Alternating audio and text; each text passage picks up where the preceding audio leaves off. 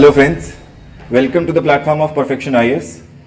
So in this video lecture today, we'll be covering how to prepare for the subject economic development as per UPSC CSE exam.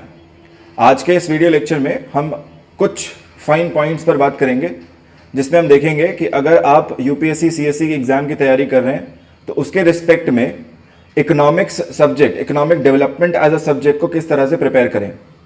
सो इस video lecture में मैं कुछ plethora of points के बारे में बात करूंगा, जैसे कि सिलेबस पॉइंट क्या है हमारे पास, है ना, रेफरेंसेस क्या हैं. So let me get straight to it. So my name is Naman Jain and I will be your coach and mentor for the economic subject here at perfection IAS. एंड हम आज के अपने लेक्चर में जो एजेंडा पॉइंट्स है हमारे पास, we are going to look at syllabus points, both prelims and mains, and then we are also going to look at what is the relevance of economic subject. हम ये जो subject पढ़ रहे हैं economic development, ये prelims और mains में क्या वेटेज रखता है, कितने क्वेश्चंस आ रहे हैं, इस तरह की चीजें हम यहाँ पर रेलेवेंस में देखेंगे. Then will be also looking up at references. और ये मेजरली स्टूडेंट्स को डाउट रहता है कि सर इकोनॉमिक्स में should I read NCERT, should I not read NCERTs, which books to refer, Yojana पढ़ें, कुरुक्षेत्र पढ़ें. तो वो I answer all those questions in this lecture today. So हम रेफरेंसेस देखेंगे, साथ ही साथ किस तरह से क्वेश्चंस पूछ रहा है ना. बिकॉज आपने देखा इस साल के प्रीलिम्स में 2023 जो UPSC ने एग्जाम कंडक्ट करा है 28 मई को, उसमें जो काइंड ऑफ क्वेश्चंस है दैट हैज चेंज्ड. उसमें जो टाइप, मतलब काइंड तो नहीं exactly, but the manner in which UPSC has been asking questions now, that manner sort of has changed and that requires something more out of an aspirant. So हम वो questions देखना चाहेंगे कि किस तरीके से format change हुआ है ना, किस तरह से elimination technique नहीं काम आ रही है. So उस चीज़ पर हम थोड़ा सा questions के through समझने की कोशिश करेंगे उसे. And then I will draw some observations for you. I believe आप भी काफ़ी सारे observations से agree करेंगे. So कुछ observations आपके लिए मैं draw out करूँगा जो आपको हेल्प करेंगे अपनी स्ट्रैटेजी बनाने में कि किस तरीके से सब्जेक्ट को कवर करना है, किस तरीके से सब्जेक्ट को आगे लेके जाना है, कैसे से पढ़ना है सब्जेक्ट को. Okay, so let's get started then. So शुरुआत करते हैं सबसे पहले अपने पॉइंट से, सिलेबस से. और सिलेबस में I will show you the both the syllabuses है. I will show you the syllabus of prelims. So prelims में हमको जो टॉपिक्स दिए हुए हैं 6 टॉपिक्स, वो क्या हैं. साथ ही साथ हम यहां पर यह भी देखेंगे कि मेंस में हमें क्या टॉपिक्स दिए गए हैं. और ये सिलेबस के जो पॉइंट्स हैं ये आप रेफर भी कर सकते हैं फ्रॉम UPSC जो ऑफिशियल नोटिफिकेशन है. You can look at these syllabus points from the official notification of UPSC that comes in every year. ठीक है, so let's look at the prelims points first. Syllabus में let's first begin with the prelims syllabus. तो जब आप prelims का syllabus देखेंगे, economic development में हमको 6 टॉपिक्स दिए गए हैं. There are a total of 6 topics that have been given to us. ये 6 टॉपिक्स इस प्रकार से हैं. The first topic is economic and social development. And mind you, this is one of the biggest umbrella topics that could ever have been possible. Economic and social development के under हम majorly काफ़ी सारी चीज़ों को place कर सकते हैं. और आप देखेंगे इकोनॉमिक्स में जो क्वेश्चन ये जो पूछ रहा है प्रीलिम्स के क्वेश्चंस, वो ज़्यादातर यहाँ पे इसी अम्ब्रेला के अंडर फॉल कर जाते हैं, है ना. मैं एक सिंपल से एग्जांपल से इसको आपको रिलेट करके बताता हूँ. फॉर एग्जांपल हम इकोनॉमिक डेवलपमेंट के बारे में, I think very much we understand what is economic development. आप में से ज़्यादातर लोग समझ ही पा रहे होंगे इकोनॉमिक डेवलपमेंट क्या. सो इकोनॉमिक डेवलपमेंट में we generally talk of how standard of living of the masses can improve, है ना. फॉर एग्जाम्पल हमने जो है इनकम में ग्रोथ देखा. सो वो इनकम में ग्रोथ जो है वो मीन इनकम लेवल्स इंक्रीज कर दे रहा है. और mean income levels of the masses increase करता है जब हमारे पास देश में अर्थव्यवस्था जो है मजबूत हो, जब देश का ग्रोथ रेट बढ़ रहा है ना. सो हम वहां से इन्फर कर सकते हैं कि जब ये डिवाइड होगा, when this cumulatively when this income gets distributed amongst everyone in the society, thereby the mean income level of the masses will increase, thereby resulting in economic development to a certain degree, है ना. But carefully look at the point. They are not just talking of economic development, है ना. और वो क्या पूछना चाह रहे हैं हमसे, वो कह रहे हैं economic and social development. Social development क्या हुआ sir? Social development basically means anything that is resulting in improvement in socio indicators, है ना. कि सामाजिक जो इंडिकेटर्स हैं हमारे पास, जैसे फॉर एग्जाम्पल MMR है, मैटरनल मोर्टालिटी रेट, IMR है हमारे पास, इन्फेंट मोर्टालिटी रेट, है ना, ये हेल्थ के पैरामीटर्स हो गए। सिमिलरली लिटरेसी रेट है हमारे पास, ठीक, चाइल्ड सेक्स रेशियो हो गया हमारे पास। सो ये सोशो इंडिकेटर्स हैं। अगर ये इंडिकेटर्स में इंप्रूवमेंट है, हम कह सकते हैं yes, social development is also taking place. Now you combine these two, है ना। अब टॉपिक मतलब जिस क्वेश्चन जो पुटअप किया जाएगा वो इन दोनों कंबाइन करके पूछा जाएगा। कैसे पूछा जाएगा देखिएगा। सो फॉर एग्जाम्पल जब हम बात कर रहे हैं economic development, economic and social development की, we need to pick out areas which can actually result in both of them। जैसे फॉर एग्जाम्पल मान लीजिए हम रेलवेज को रोबस्ट बनाते हैं जिससे कि लॉजिस्टिक्स इंप्रूव करता है, उससे इकोनॉमिक डेवलपमेंट तो मजबूत होगा ही होगा, है ना। क्योंकि फॉर एग्जाम्पल अगर कोई छोटा मोटा बिजनेस है तो वो बहुत तेजी से गुड सप्लाई कर पाएगा, डिस्टेंट मार्केट्स की रीच बढ़ जाएगी उसकी। साथ ही साथ जो हमारे पास एसेंशियल सप्लाईज का मूवमेंट है वो भी फास्ट हो जाएगा, which means there is more, for example, more transportation of food items being made available. So that also results in lowering down of prices and thereby the access to, you can say, nutrient food increases, thereby resulting in better health parameters. तो कहीं ना कहीं ये जो पूरा paradigm है, I can very much place it under the economic and social development. तो हमको क्या है कि हमको इस थीम को पकड़ के चलना है, और for example whenever we are covering out a topic, we need to focus this, है ना, कि हम जो है इकोनॉमिक पार्ट, इकोनॉमिक डेवलपमेंट क्या है इसका पार्ट और सोशल डेवलपमेंट वाला पार्ट इसका क्या है, right. Moving forward, second topic that we have here is sustainable development. Now guys let me tell you this that sustainable development is relatively a new term. अगर हम पूरे subject उठाए ना, और मतलब प्योरली स्पीकिंग ये इकोनॉमिक नहीं है, इसमें काफी सारा you can say there is overlapping of environment, ecology, agriculture, right? So to a very large degree this is a much, you can say, bigger umbrella than, जहां पर हम किसकी बात कर रहे हैं, हम बात कर रहे हैं कि हमें इकोनॉमिक डेवलपमेंट चाहिए। we want numbers to grow, for example we want the economy to move forward, but we want all of this growth at sustainable rate in terms of environment। कि हम चाहते हैं कि ग्रीन कवर बढ़े, है ना, कि एनवायरमेंट के टर्म्स में हम इतना डिग्रेडेशन कॉज ना कर दें। Environmental degradation is not to the extent that it starts hampering with the economic growth of the country, है ना। इकोनॉमिक ग्रोथ पर से, and also obviously environmental degradation will also pose a challenge to the survival of mankind itself, right. So sustainable development एक नया theme है और हम इस सब्जेक्ट में इसको पढ़ेंगे, और हम देख रहे हैं रिपीटेडली कि यहां से क्वेश्चंस पूछे जा रहे हैं, है ना। मेंस में तो है ही, साथ ही साथ प्रीलिम्स में भी इस थीम से रिलेटेड क्वेश्चंस पूछ रहे हैं, जैसे एसडीजीज बेस्ड क्वेश्चन पूछे गए हैं या कॉन्फ्रेंसेस हुई हैं उस पर क्वेश्चंस ने पूछे हैं। So this is again a very important theme that you need to keep in mind while preparing for this subject, specially when it comes to prelims, ठीक। तीसरे टॉपिक पर आए, right. So when you look at the third, fourth, fifth, right, look at them in sequence. आप ये तीन topic एक साथ देखिए, है ना। पॉवर्टी दिया गया है, इंक्लूजन दिया गया है, और हमें डेमोग्राफिक्स दिया गया है। अब थोड़ा सा उल्टा चलते हैं, है ना, try and think about this कि डेमोग्राफिक्स क्या है, what is demography, right.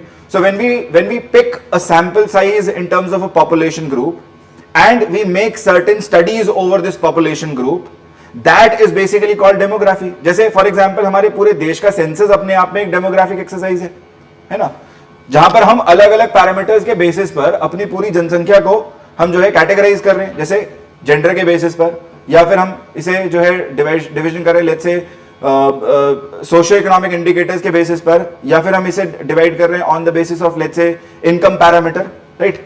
So when you do this, right, when you take a sample size, when you take a substantial number of population group and you make specific studies in this population group, you pick out certain categories, gender को pick कर लिया, या फिर आपने जो है किसी particular parameter जैसे लेट्स से इनकम को पिक कर लिया कि इनकम का लेवल इससे बियॉन्ड है, इससे कम है।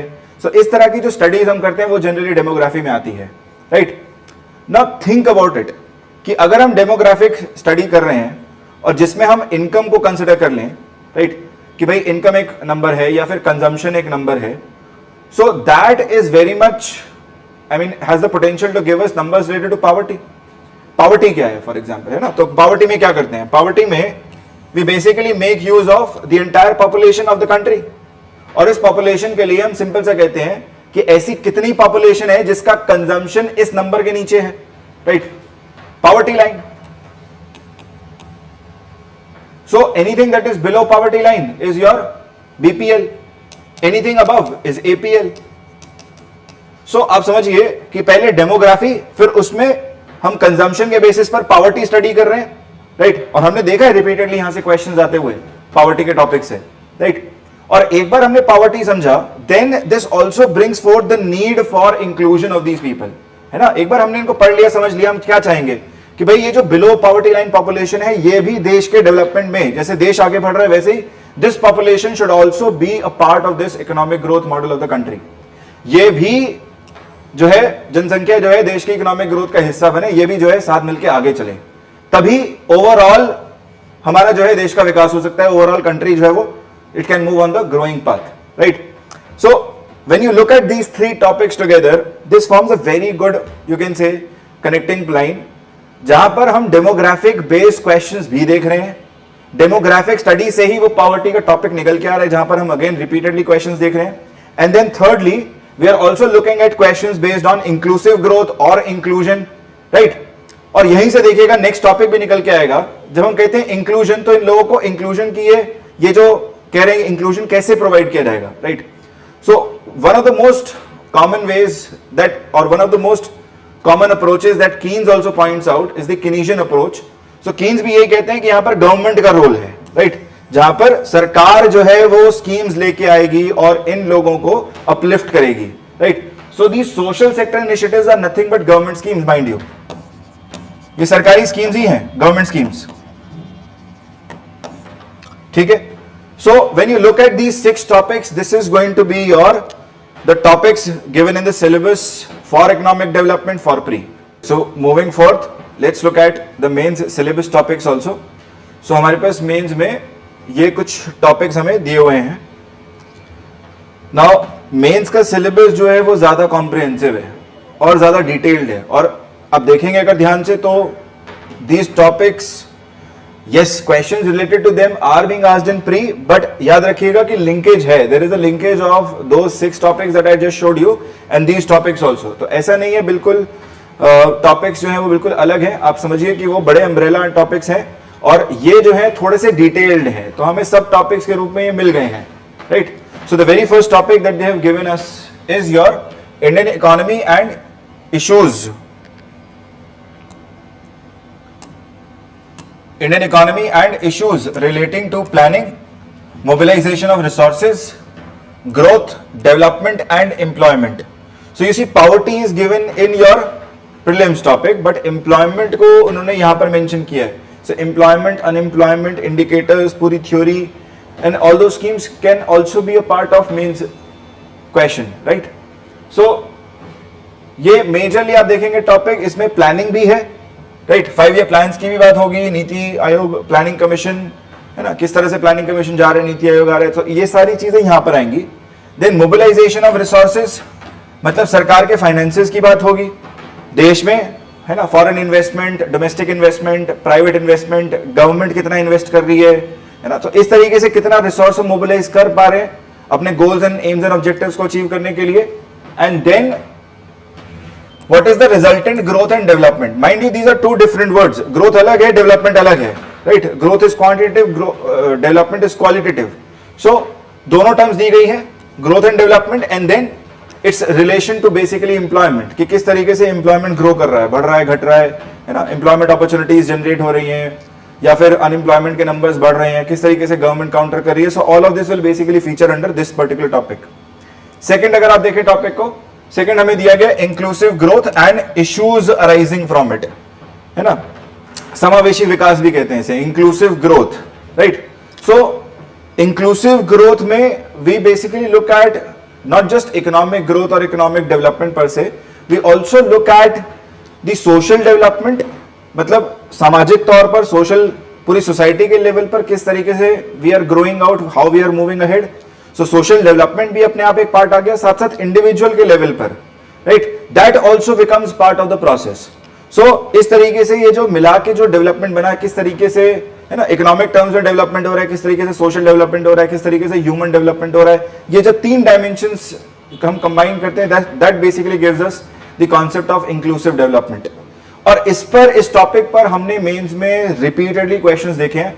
साथ ही साथ बता दूं कि सस्टेनेबल डेवलपमेंट, है ना, जो नया बेसिकली विचार है पूरी इकॉनमी के लिए, इंडियन इकॉनमी के लिए भी विचार है कि भाई इंक्लूसिव ही नहीं, साथ साथ सस्टेनेबल भी हो, है ना, कि सबका भी हो और साथ साथ पर्यावरण के समक्ष भी, या पर्यावरण को कंसिडर करते हुए भी, एनवायरमेंट को कंसिडर करते हुए भी we should be able to grow out, right.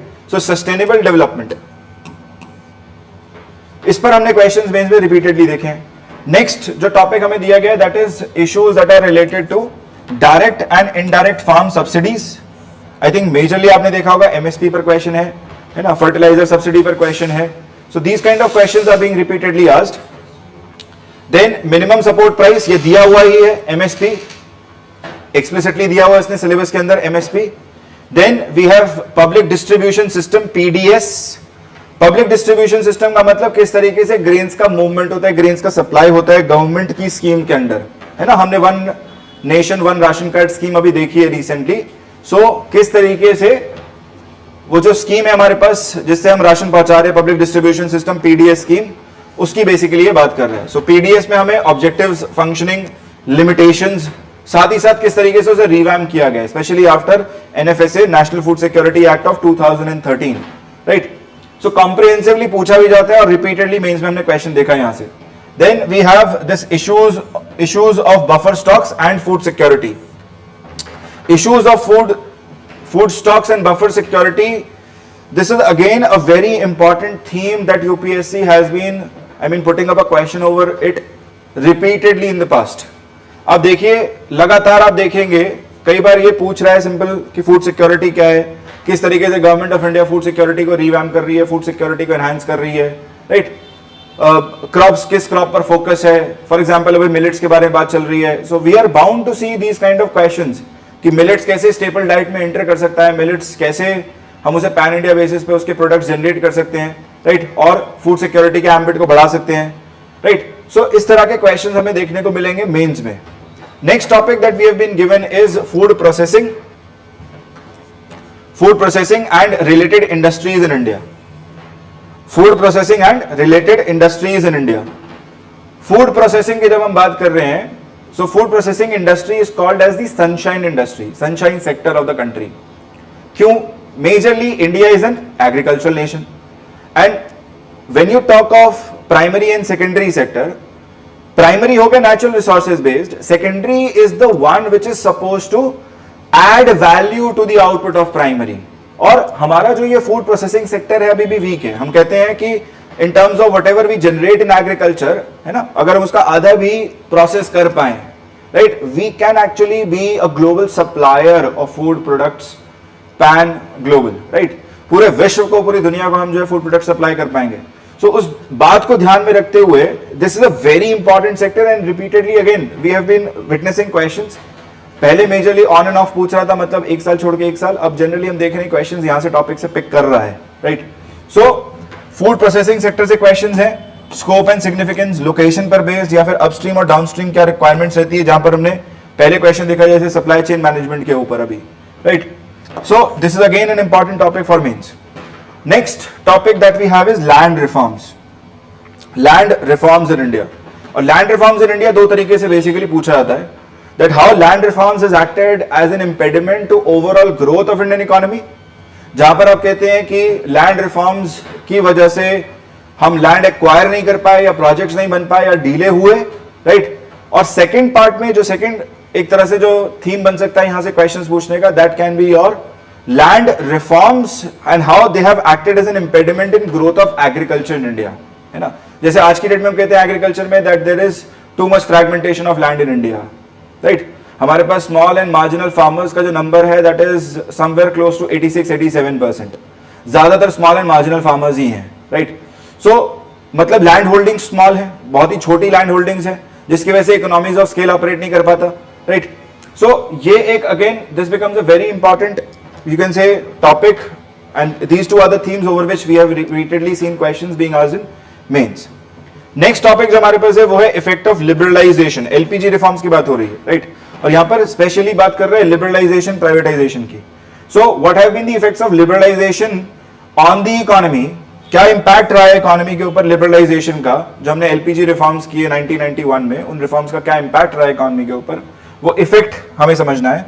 Then what are the changes in industrial policy and their impact effect on industrial growth, मतलब देश की अर्थव्यवस्था में क्या सुधार आया है, किस तरह से हमारी इंडस्ट्रियल जो है वो पॉलिसी जो है वो चेंज हुई है, which has resulted in more of industrial growth और है ना लेस ऑफ इंडस्ट्रियल ग्रोथ, और in what sectors have we faltered, what sectors have we been able to grow, right. So इस तरह से एक एनालिटिकल असेसमेंट जो है हमें पता होना चाहिए, right. Next we have infrastructure. जैसे मैंने बताया पहले भी, इंफ्रास्ट्रक्चर हम बेसिकली बात करते हैं वो सारे इंग्रेडिएंट्स की जो एक्चुअली इकोनॉमी में ग्रोथ देंगे, राइट। जैसे एनर्जी, हम एनर्जी रिक्वायरमेंट फुलफिल करेंगे तो ऑटोमेटिकली हमारी जो इंडस्ट्रीज हैं वो ऑप्टिमम पेस पे जो है ऑपरेट कर सकती हैं, पर डे बेसिस पर जॉब जनरेट करेंगी, आउटपुट जनरेट करेंगी और सप्लाई अपना रोबस्ट रख पाएंगी। पोर्ट्स बनाते हैं for example, what will ports do? Ports will again help in logistics. Cheapest mode of transport कहते हैं out of air, road, rail and sea. So इन चारों मोड्स में चीपेस्ट, अगर हम वो बिल्डअप कर पाते हैं तो हम सप्लाई भी कर सकते हैं पोर्ट से। सो पोर्ट से आउट, पोर्ट से इन जो गुड्स आ रहा है उसके बारे में। Then roads, airports, railways etcetera. So अगर हम देखें ओवरऑल थीम जो है ना ये infrastructure, we need to cover each of these topics. We need to cover what is the state of infrastructure, जैसे for example state of railways क्या है, स्टेट ऑफ एयरपोर्ट्स क्या है कंट्री में, राइट। और साथ ही साथ क्या चैलेंजेस देखने को मिल रहे हैं, जो पहले देखने को मिल रहे थे वो कैसे हमने ओवरकम किए हैं। सो हमें यहां पर जो है मेजरली यूज करना पड़ता है अपना resource material. We can use economic survey to some degree to understand how we are moving ahead in infrastructure development in the country, right. And last and final topic that we have here is investment models. Investment models, यहां पर हम majorly बात करते हैं किस investment models को use करके country में इंफ्रास्ट्रक्चर को बनाया जा रहा है ना।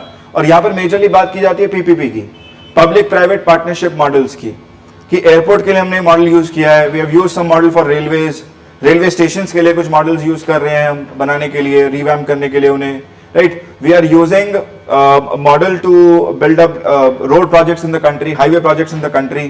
सो ये सारे मॉडल्स हम इन्वेस्टमेंट मॉडल्स के अंडर जो है हम देखते हैं, right. Let me tell you one thing, that all these main topics that they have given here, ये जितने भी टॉपिक्स उन्होंने दिए हुए हैं, to some degree you will not find that when you read NCERT they may match up with this, है ना। तो ये क्या है, ये scattered है, these are all scattered, एक logical order में शायद तुम्हें ना दिखे, ठीक है ना, honestly speaking। तो एक बार चीज समझना कि what do we do here is that we have an entire list of topics and through these lectures we'll basically move ahead in the classroom where we'll try and cover in a logical manner using our reference material, reference, you can say NCERT books also, and basically we'll try and move through in a logical sequence, ठीक है। So guys, moving forth, let's look at the relevance, है ना। हम ये subject पढ़ रहे हैं, इस सब्जेक्ट का रेलेवेंस क्या रहता है प्रीलिम्स और मेंस में, कितने नंबर ऑफ क्वेश्चंस हम देख सकते हैं और अप्रोक्सीमेटली उसके हिसाब से क्या मार्क्स रहता है, right. So when you look eight prelims exam, this is the distribution of questions that I have tried to bring forth in the form of a table. So आप देख सकते हैं 2016 में approximately 29, 2017 में 28, 2018 में 26, फिर वापस 29 and then 21, 19, 16 और अभी जो 2023 में पेपर हुआ है that is 13 questions. Now guys let me tell you, ये जो 13 questions है ये कोर इकोनॉमी से हैं, ठीक है। क्योंकि इस बार के पेपर में हमने ये भी देखा कि स्टेटमेंट 1 उन्होंने इकोनॉमी से पिक किया, स्टेटमेंट 2 पॉलिटी से भी पिक कर लिया। सो हमने ओवरलैप देखा है इस साल। सो मैंने जितने भी वो ओवरलैप थे I have not considered them. अगर आप वो ओवरलैप भी कंसिडर कर लेंगे then the number will go to 20 questions approximately, 20 के आसपास पहुंच जाएगा नंबर, राइट। बट मैंने फोकस किया कि इकोनॉमी से कितना है, कितना कोर इकोनॉमी जो हम पढ़ाते हैं जनरली, जो हम बात करते हैं वहां से कितना क्वेश्चन बन पा रहा है रफली, राइट। सो हम देख रहे हैं कि कॉन्सेप्ट, स्टैटिक सब मिला के जो है हमारे पास अप्रोक्सीमेटली 13 क्वेश्चंस है और ये लोअर एंड पे आप देख भी सकते हैं कि ये relatively this is on a lower and, right. हाँ ऑब्वियसली इस बार जो है आईआर के नंबर ऑफ क्वेश्चंस बढ़े थे, राइट। हमारे पास पर्सन एंड न्यूज के 2 क्वेश्चन थे। सो वो स्पेस जो है वो कहीं ना कहीं इस सब्जेक्ट में से भी थोड़ा बहुत लिया गया है, ठीक है। सो यहां पर थोड़ा बहुत क्वेश्चन, नंबर ऑफ क्वेश्चंस कम रहा है comparatively, but again please understand this, even though the number of questions might be low है, यहां पर नंबर ऑफ क्वेश्चंस कम हो सकता है, लेकिन एक चीज जो हमें समझनी है वो ये है कि इस सब्जेक्ट के जो क्वेश्चंस थे वो डुएबल नेचर के थे, है ना। कितना भी उन्होंने क्वेश्चन घुमाया हो या किसी भी तरीके से पूछा हो, मैं आपको दिखाऊंगा भी आगे, right, I show you that, but still the questions could be answered, right, to some degree we could relate, we could still reach up to the answer. Mains की अगर मैं बात करूं, मेंस में वेटेज क्या रहा है, राइट। सो लास्ट हमारे पास जो मेंस है उसके रिस्पेक्ट में अगर देखें, सो approximately you can see 90, 87.5, 90, 85, then 80, 75, 80, 75, और ये जो है मेरे पास मेंस का weightage, this is with respect to not total, I have excluded agriculture here, mind you, इसमें एग्रीकल्चर को एक्सक्लूड कर दिया यार। तो एग्रीकल्चर क्या है, एग्रीकल्चर जो थीम है हमारे पास वो GS3 में आते ही है, अप्रोक्सीमेटली 35 टू 40 मार्क्स के, और उसमें हमने ज्यादा कुछ ऐसे वेरिएशन देखा नहीं है यूपीएससी को करते हुए। So generally they ask you 3 questions, generally they would ask you 2 questions, right. So इस तरीके से 35-40 नंबर पे वो घुमाता रहा है ना।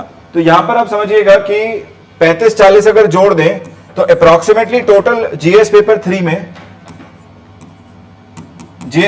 में हमारे पास टोटल मार्क्स हैं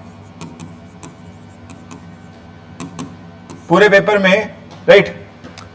सो टोटल मार्क्स जो है हमारे पास that is 250, and out of these 250 marks, right, half approximately is coming out from economy, right. और अगर उसमें से एग्रीकल्चर हटाने के बाद जो हमारे पास सवाल बच गए इकोनॉमी में से, उसका डिस्ट्रीब्यूशन ये है, ठीक है। मतलब इसमें से जो 5 सब्जेक्ट दिए हुए हैं जीएस पेपर 3 में, economic and social development total is for approximately 125 marks, but मैं कह रहा हूं कि अगर आप उसमें से एग्रीकल्चर भी निकाल दें, राइट, एग्रीकल्चर जो 35-40 नंबर का आता है, तो अप्रोक्सीमेटली ये बच जा रहा है। सो ये चीज क्लियरली दिखा रहा है कि पहली बात, जीएस पेपर 3 में half of the paper is from economy itself, right. ऐसा नहीं है कि 5 सब्जेक्ट हैं, 20 क्वेश्चंस हैं, 4 क्वेश्चंस ईच हो जाएगा, that is not going to be the case, ठीक है। यूपीएससी भी ये बात समझता है कि इकोनॉमिक्स की रेलेवेंस कितनी है, किस हिसाब से उसे प्रेजेंट किया जाएगा। So approximately 20 questions में से almost 10 questions give or take are going to be from economy, जिसमें 3 questions मिला जुला के आप देख सकते हैं एग्रीकल्चर होगा। एक और बात भी है कि जरूरी नहीं है कि जीएस पेपर 3 में ही आपको इकोनॉमी पर बेस्ड या एग्रीकल्चर पर बेस्ड क्वेश्चन मिले। We have also been seeing questions being asked in GS paper 1 and 2, right. So overlap वहां पर भी है, जहां पर यूपीएससी जो है वो क्रॉस में भी क्वेश्चन पूछ रहा है, एग्रीकल्चर बेस्ड क्वेश्चन जो है वो ज्योग्राफी रिलेटेड वहां पर भी जीएस 1 में भी पूछ ले रहा है, या पॉलिसी बेस्ड है तो जीएस पेपर 2 में भी क्वेश्चन जो है वो पुटअप कर दे रहा है। So you need to be very careful in terms of the weightage of economy in the exam per se. So total जो हम देख रहे हैं, टोटल 250 जीएस पेपर 3 का, उसका आधा अप्रोक्सीमेटली इकोनॉमिक डेवलपमेंट में देख पा रहे हैं। Next let's look at the references that we need to look up, है ना। रेफरेंसेस का मतलब यहाँ पर हमें क्या बुक्स देखनी है, क्या हमें स्टैंडर्ड मटेरियल देखना चाहिए while preparing for the economic subject. So इस सब्जेक्ट के लिए majorly you need to rely upon these 2 NCERTs. पहली है हमारे पास क्लास 11th की एनसीईआरटी इंडियन इकोनॉमिक डेवलपमेंट, और दूसरी हमारे पास क्लास 12th की NCERT which is introductory macro economics. Let me also show you them with the covers, right, so that you can buy them, you can basically purchase them and you can start your preparation also. So ये 2 books हैं, introductory macro economics class 12th की है, ये micro नहीं पढ़नी है, let me tell you this. जो इसके साथ आती है एक इंट्रोडक्टरी माइक्रो इकोनॉमिक्स, वो हमें नहीं पढ़नी है, ठीक है।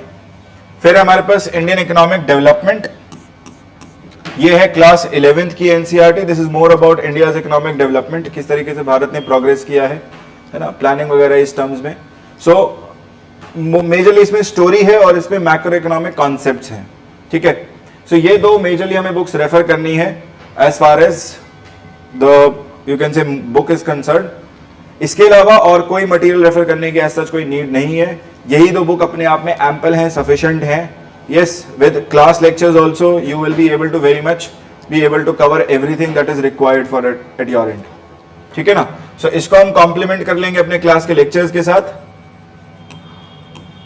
और जो भी बाकी कोई जो रेफरेंस बुक करती है वो मेजरली आपको लेक्चर्स में देखने को मिल ही जाएगा ओवरऑल। राइट। सो वो बुक पढ़ने की जो एडिशनली जो नीड है ना, वो आपको मेजरली फील नहीं होगी, ठीक है ना। तो आपको सिंपली क्या करना है, you can simply just read up NCERT, और वो भी क्यों, ताकि आपको एनसीईआरटी की लैंग्वेज से आप फेमिलियर रहें, राइट।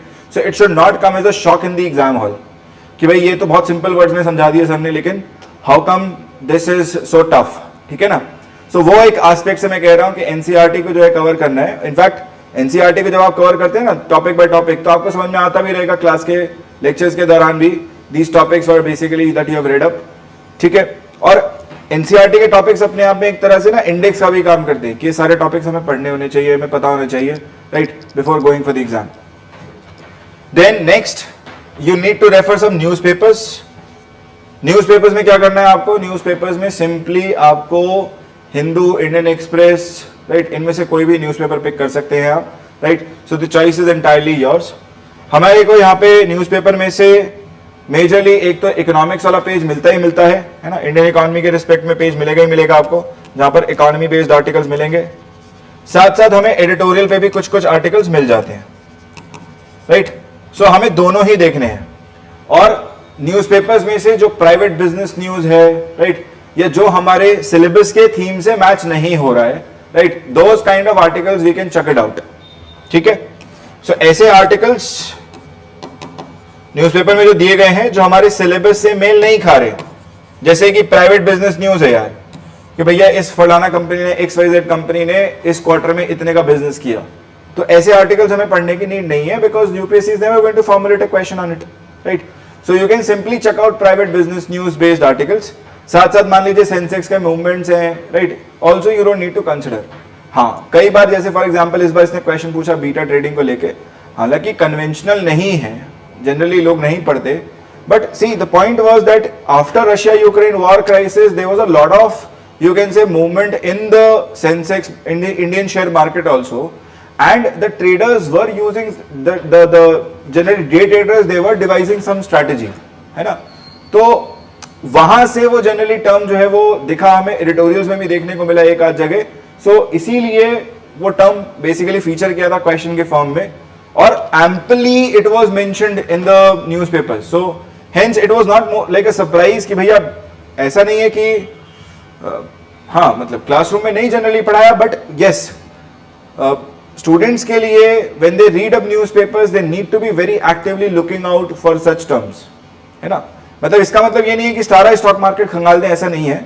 मेरे कहने का मतलब ये है कि अगर कोई टर्म रिपीटेडली फीचर कर रही है, एक मेथोडोलॉजी की बात हो रही है ना, आप देख रहे हैं किस तरीके से एक मेथोडोलॉजी डिवाइस की जा रही है, then you can definitely refer to these terms, you can look up these terms, ठीक है। मतलब अवेयरनेस की बात है, वो अवेयरनेस आनी चाहिए। न्यूज़पेपर पढ़ने से पता होना चाहिए हमारे अगल बगल, है ना, संसार में दाएं बाएं क्या चल रहा है, इकोनॉमी रिस्पेक्ट में क्या चल रहा है, that is what I am saying should be your focus, ठीक है। तो यहां पर क्या है, न्यूज़पेपर पढ़ने में हमारा सिलेबस ही हमें हेल्प करेगा, जहां पर हम सिलेबस के बेसिस पर we can easily venture into as to how to move forward, ठीक है। Moving forth we have magazines. Generally मेरे पास डाउट आता है, स्टूडेंट्स कहते हैं सर मैगजीन्स आती हैं, योजना, कुरुक्षेत्र, इनको कैसे पढ़ना है, इनको कैसे देखना है।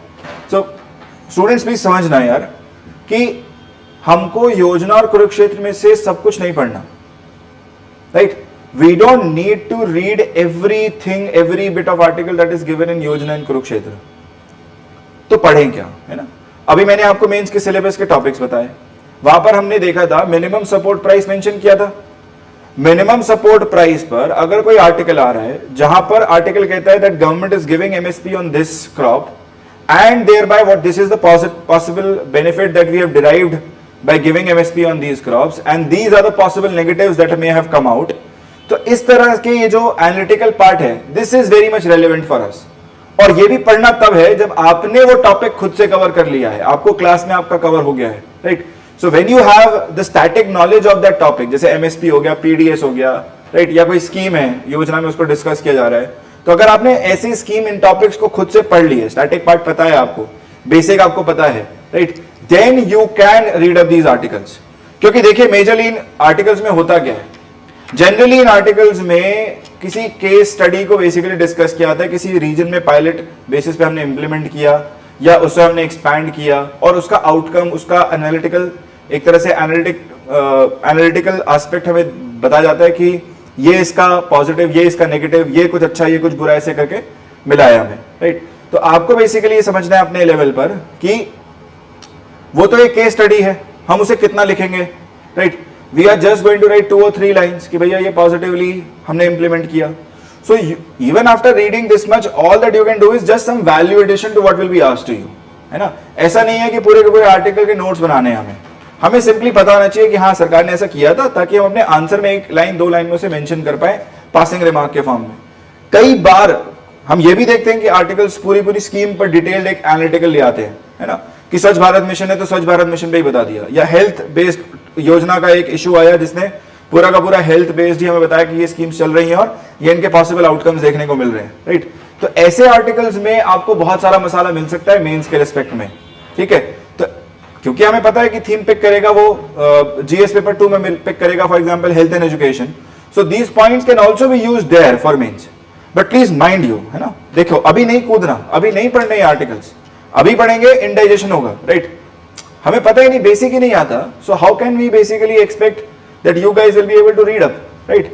तो अगर स्टूडेंट्स आपने पहले से तैयारी करी है and you are let's say very much well versed with basics of the economy, right, you know basic terms, you know the concepts, then you can proceed ahead. आपके पास अपने खुद के नोट से कुछ आपने बनाया है, प्रिपेयर किया है, then you can proceed ahead reading into these topics. But this is specially I am saying to students who have not studied the subject. अगर आपने सब्जेक्ट को तैयार नहीं किया है और खासकर सीएससी के पर्सपेक्टिव से नहीं तैयार किया है, तो फिर आपके लिए डिफिकल्टी होगी इन आर्टिकल्स को पढ़ना, ठीक है. तो सही मायनों में सवाल ये होना चाहिए कि सर आर्टिकल्स पढ़े कब. मैं कहूंगा जब आपने खुद से इकोनॉमी पढ़ा है ना, क्लास में आपको पढ़ा दिया गया है, आपने उन टॉपिक्स पे नोट्स बना लिए हैं, तो नोट्स में वैल्यू एडिशन के लिए इन आर्टिकल्स को पढ़ें और फिर वहां से पिक करके 1-2 लाइन में उसे समराइज करने की कोशिश करें, ठीक है. Moving forth, next source that I have, again a very important source and a very major headache also for the students. So source जिसकी मैं बात कर रहा हूं वो है इकोनॉमिक सर्वे और बजट, है ना. इकोनॉमिक सर्वे और बजट. इकोनॉमिक सर्वे और बजट में क्या है कि ये budget basically comes on 1st of February, और 1st of February से पहले जो लास्ट वर्किंग डे होगा हमारे पास जनवरी का, उस दिन इकोनॉमिक सर्वे रिलीज किया जाता है. फाइनेंस मिनिस्टर ही इसको जो है रिलीज करते हैं और प्रेजेंट भी किया जाता है पार्लियामेंट में. सो दोनों ही टॉपिक्स बहुत रेलिवेंट हैं, है ना. दोनों ही आपको जो है ये सोर्सेज रेफर करना है with respect to your economic development as a subject. हमने देखा है कई बार ट्रेंड्स वगैरह बेस्ड जो क्वेश्चंस पूछे हैं इसने प्रीलिम्स में, they have directly featured out, those trends have directly featured out in economic survey, right. in classes I will go through, है ना, मैं आपके लिए लेके आऊंगा इकोनॉमिक सर्वे की स्पेसिफिकली क्लासेस, बजट की specifically classes. So will specifically go through these 2 topics in classes also, ठीक है. नेक्स्ट, मूविंग फोर्थ, हमारे पास है विकासपीडिया और आर्थोपीडिया. ये हम टर्म्स के लिए रेफर कर सकते हैं, कई बार कॉन्सेप्ट के लिए रेफर कर सकते हैं. 2 ऑनलाइन सोर्सेज हैं, सो you can use these 2 online sources also. Next, let's look at the kind of questions that have been asked in the exam. So I will be showing you the questions that have been asked from economy in prelims. और comparison sake के लिए मैंने क्या किया है, I have brought you questions before 2023 and I have also brought questions from 2023 pre. तो इससे क्या है, आपको थोड़ा सा आइडिया लग पाएगा कि किस तरीके से यूपीएससी ने स्टाइल अपना बदला है क्वेश्चन पूछने का, ठीक है. तो पहले जो क्वेश्चंस थे हमारे पास वो इस नेचर के थे, मैं लिख देता हूं. This was the format that UPSC was adopting earlier.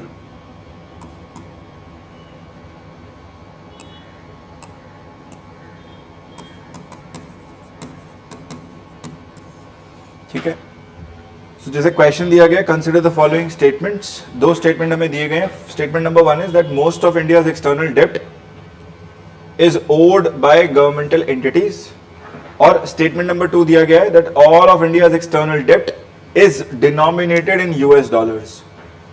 Now you see, in these kind of questions where statements are given and options are presented in a way that they are asking us that which of the above is और are correct. अब देखना ध्यान से, हमसे पूछ रहे हैं कि इन स्टेटमेंट में से कौन सा सही है, कौन सा करेक्ट है, इज और आर करेक्ट. और फिर आप ये देखो ऑप्शंस को, राइट, जहां पर हमें दे रखा है 1 only, 2 only और फिर both 1 and 2 और neither 1 and not 2, ठीक है.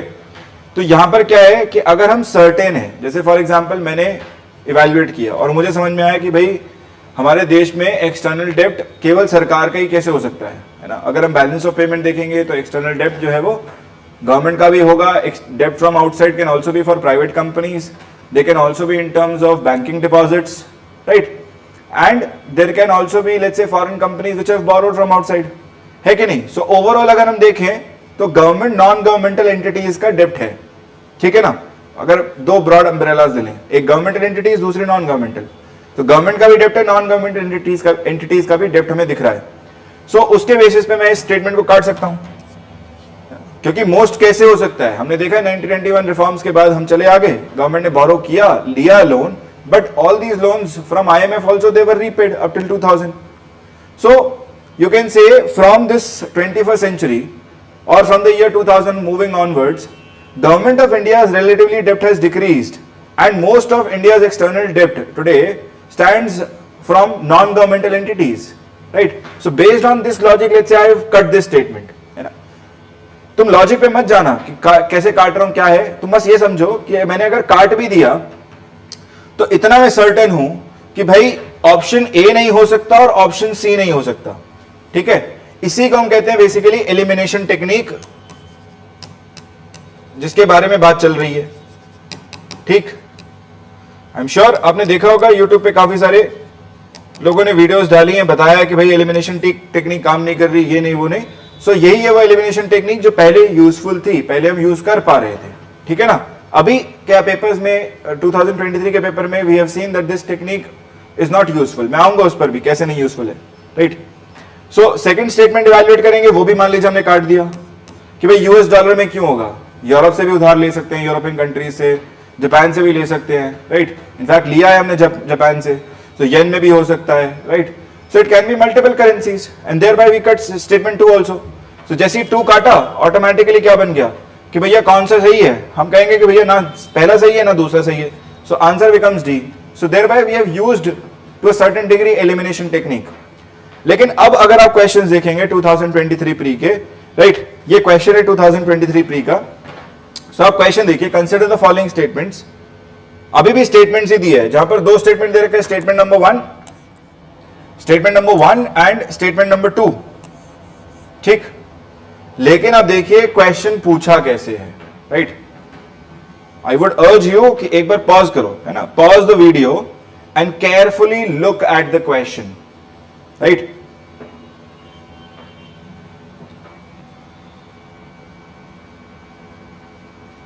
ठीक है, तो आपने देखा किस तरह से क्वेश्चन दिया हुआ है, राइट।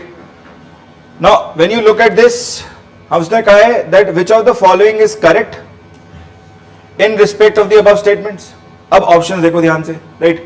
कह रहा है both statement 1 and statement 2 are correct and statement 2 is the correct explanation for statement number 1। मतलब ये जो तरीका है ये क्या है, this is more like assertion reason, कि भाई हमने ये असर्शन ले लिया और ये इसका रीजन है, ठीक। उसके बेसिस पे हम देख रहे हैं कि भाई हमने कुछ एज्यूम किया, कुछ हमने स्टेटमेंट लिखा और फिर उसका रीजन क्या, ये सही है या ये गलत है, या फिर स्टेटमेंट 1 ठीक है, स्टेटमेंट 2 इनकरेक्ट है, या स्टेटमेंट 2 इनकरेक्ट है, स्टेटमेंट 1 करेक्ट है, राइट।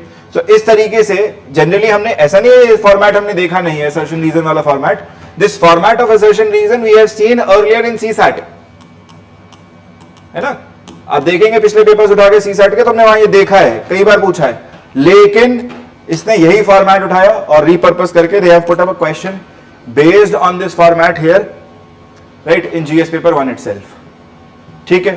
अब यहां पर जब आप सवाल देखेंगे तो आपको जो है क्लैरिटी होनी चाहिए दोनों स्टेटमेंट्स पर, दोनों स्टेटमेंट ठीक है नहीं है, तभी आप बेसिकली रिड्यूस आउट कर पाएंगे, बिकॉज यहां पर पॉसिबिलिटीज बढ़ जाती हैं, है ना। सिंपल सा समझो यार, अगर मैथ्स के स्टूडेंट हो गए तो I think you can very much see that the number of probabilities here they have increased, है कि नहीं। तो यहां पर क्या है ना कि आपके पास जो ये ऑप्शंस दिए गए 4, ठीक है, unless and until you have very much clarity with respect to both the statements, तुम्हें अगर कॉन्सेप्ट पर बिल्कुल क्लैरिटी है तब जाके ये बात बन पाएगी। और क्वेश्चन बिल्कुल, हाँ, टॉपिक बिल्कुल वही है जिस पर से इसने थीम, जिस पे से क्वेश्चंस ने पहले पूछे हैं। सो पास्ट में हमने क्वेश्चंस देखे हैं मॉनेटरी पॉलिसी से,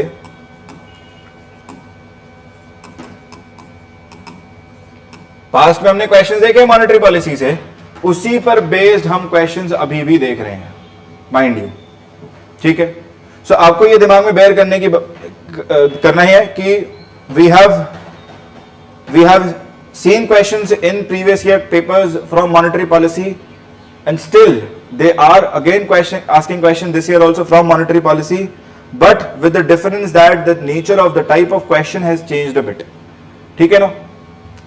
So इसमें जो जवाब आएगा वो ये है कि देखेंगे अगर स्टेटमेंट तो पोस्ट पैंडेमिक रिसेंट पास में yes central banks world wide they have carried out interest rate hike, दुनिया भर के सेंट्रल बैंक्स ने जो है इंटरेस्ट रेट बढ़ा दी है, बिल्कुल सही बात है। तो स्टेटमेंट नंबर 1 बिल्कुल ठीक है। और स्टेटमेंट 2 जो कह रहा है that central banks generally assume that they have the ability to counteract rising consumer prices, मतलब इन्फ्लेशन की बात कर रहा है, that they can counter inflation by via the monetary policy means, ये भी ठीक है बिल्कुल बात। So when you look at statement 1 statement 2 both of them are correct, and in fact statement 2 is the correct reason for statement number 1। तो आप समझ रहे हैं कि अगर स्टेटमेंट 1 स्टेटमेंट 2 पर आपको बिल्कुल क्लैरिटी रहेगी तभी आप इनमें से ऑप्शंस मार्क कर पाएंगे। हल्की सी भी अनसर्टेनिटी हुई तो चांस है कि फिर आप बी सी डी ऑप्शन पे चले जाएंगे।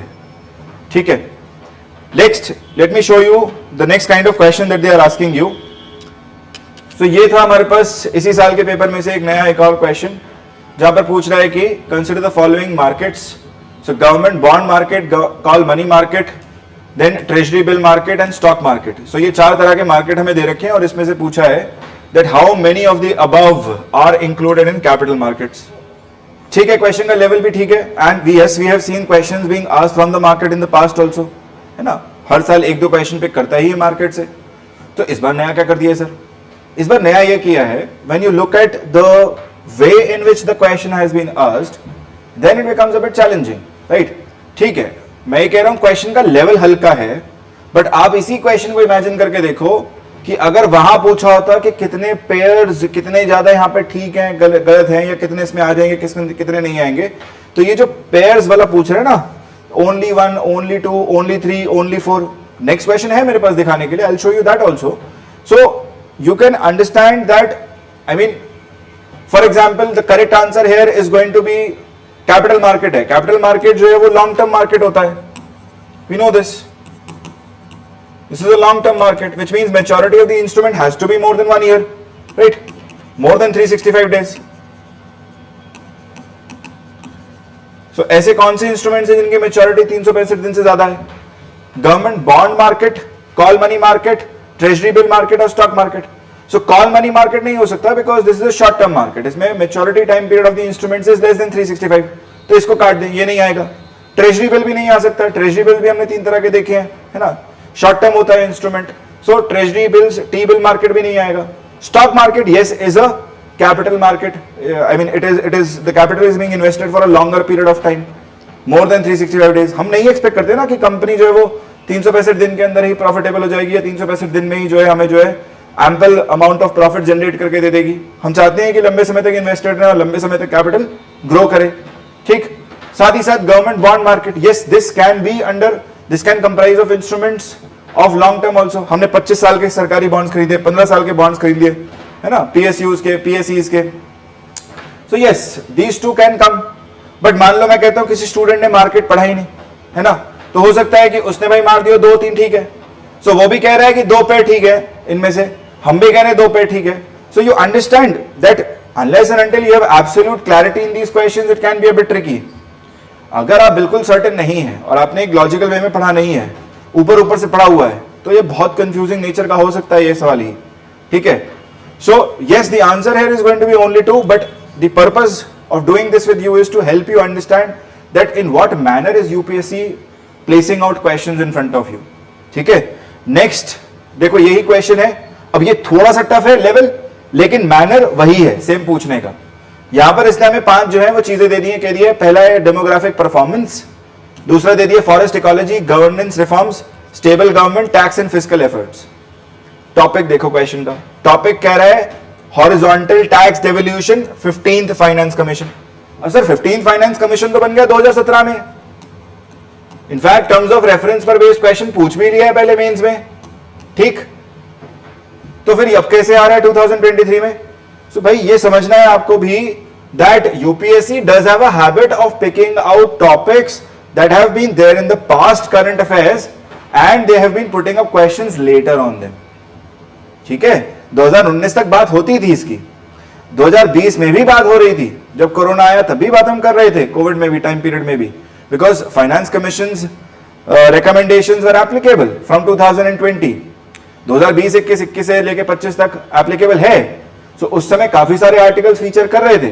सो रफली भी अगर लेके चले 2020 में there were ample number of articles, this was in news, everybody was studying it, right? But question late पूछने की हैबिट है. UPSC does pick out questions on topics which have been there in past years current affairs, and they will ask you questions on them. There's one more reason why UPSC did put up a question this year also, because in this year's budget government did make an allocation, and thereby the new 16th finance commission is going to be soon appointed. ठीक है, तो जब नई finance commission appoint की जाएगी, right, तो definitely 15th के बारे में भी चर्चा होगी, राइट. सो हमें उसको भी इस बात को ध्यान में रखना है कि एक साइकिल वो भी शायद मेंटेन कर रहा है. ठीक है, so yes, you will have to bear this in yourself कि based on last year's current affairs there were lesser number of questions, and based on 2 or more year of current affairs there were more number of questions that were there in this year's 3. मतलब कि पिछले एक साल के current affairs में से 2022 से लेके वो जो 2023 मई तक जो है ना, जो कैलेंडर हम मान के चल रहे हैं जून से लेके मई तक का, उस कैलेंडर से जून 2022 से लेके मई 2023 तक के बीच में जो करंट अफेयर्स थे, वहां से नंबर ऑफ क्वेश्चंस का लेवल कम था. जबकि 2020 से अगर हम लें, 2020 से लेकर 2022 तक, क्या 2 साल का, उसमें नंबर ऑफ क्वेश्चंस ज्यादा थे इस बार, right. So yes, UPSC does have a habit of asking you questions on topics which were there in current affairs earlier. और लॉजिक से हो सकता है पढ़ाया जाता है क्लास में, generally we do cover this, right. So you could have used that logic also, right. तो बोल रहा है कौन से क्राइटेरिया इंक्लूड किए गए हैं other than population area and income distance, right. So इसके अलावा और कौन से क्राइटेरिया यूज करें, राइट.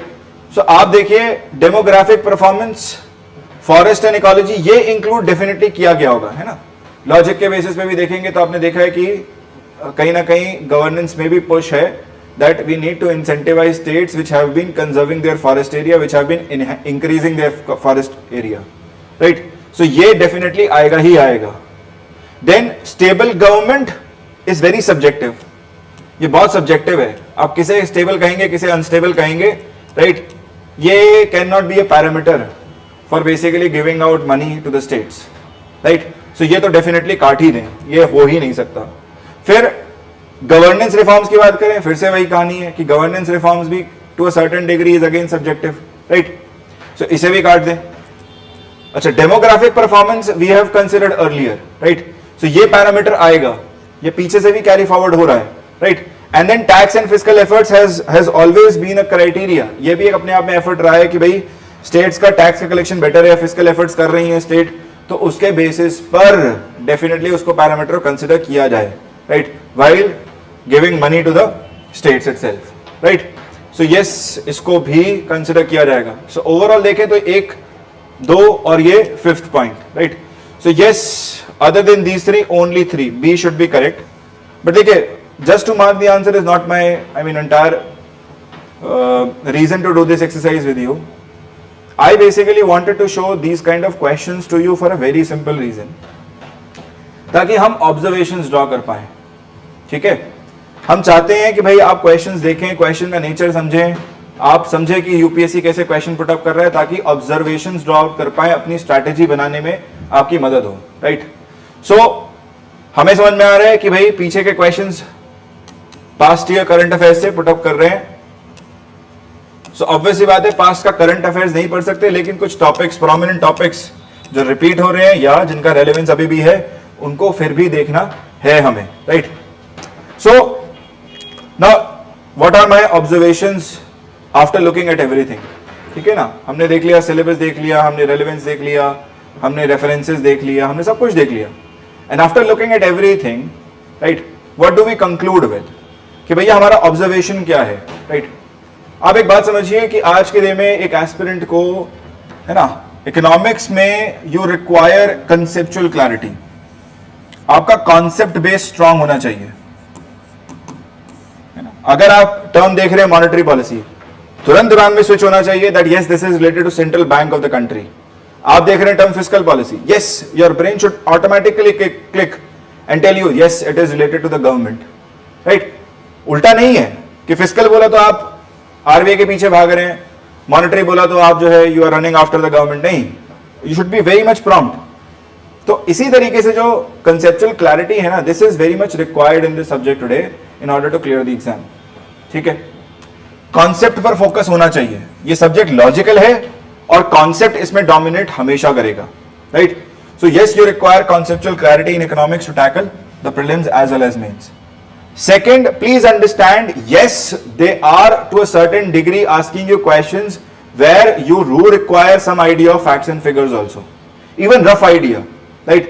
मतलब import export के figures क्या हैं, कहाँ पर numbers चल रहे हैं, बढ़ रहा है, घट रहा है, देश का forex reserve बढ़ रहा है, घट रहा है, approximately number कहाँ पर है, right? क्योंकि हमने trend based question देखे हैं, ठीक है. Number of trend based question might have reduced down, but it can again be increased next year, right? सो एक रफ आइडिया होने से ना थोड़ा सा हमें आइडिया लग पाता है, हम रिलेट कर पाते हैं सब्जेक्ट में बेटर. सो ये वाले जो नंबर्स फिगर्स हैं, these will come from economic survey, but yes you do require this part also. Then you need to connect these concepts that you know and understand how these various economic indicators are functioning together. ठीक है, और मैं इसको बोलता हूं playing with the concepts, right. Class में आपको पढ़ाया गया जीडीपी, राइट, आपको बताया गया inflation, but you also need to link these two कि भाई जीडीपी का इंपैक्ट इन्फ्लेशन पे क्या है या इन्फ्लेशन का इंपैक्ट जीडीपी पर क्या है, राइट. रिलेशन बिल्डअप करना आना चाहिए कि एम्प्लॉयमेंट के नंबर्स पे क्या इंपैक्ट करेगा इन्फ्लेशन, एम्प्लॉयमेंट बढ़ेगा घटेगा क्या इंपैक्ट करेगा, पॉवर्टी के नंबर्स पे क्या इंपैक्ट होगा, right. So you need to play around with these concepts. ठीक है ना. So connecting these concepts together and understanding how these various economic indicators they are going to depend upon each other. Then next, please understand, questions are being put up on topics from previous year current affairs. They are, I mean, prominently featuring. So yes, जो भी हमारे पास पिछले सालों के जो prominent topics हैं वो हमारे पास जरूर हमें पता होने चाहिए, right? और अगर उनका mention हो रहा है तो definitely we need to look it up. इसका मतलब ये नहीं है कि पिछले 4 साल के अखबार पढ़ेंगे, possible ही नहीं है, humanly possible नहीं है, right? But कुछ prominent topics हैं जो repeatedly feature करते हैं, right? जो स्टैटिकली आपको स्टैटिक्स के साथ क्लास में भी आपको जो है पढ़ाया जाता है. So you need to upgrade, you need to basically have a way in these topics also, right. So ये था हमारा आज का lecture. I hope you liked it. So any questions, any queries that you may have, you can put up in the comment section. Our team will basically look into it and I hope to see you soon in the class. Take care. Thank you.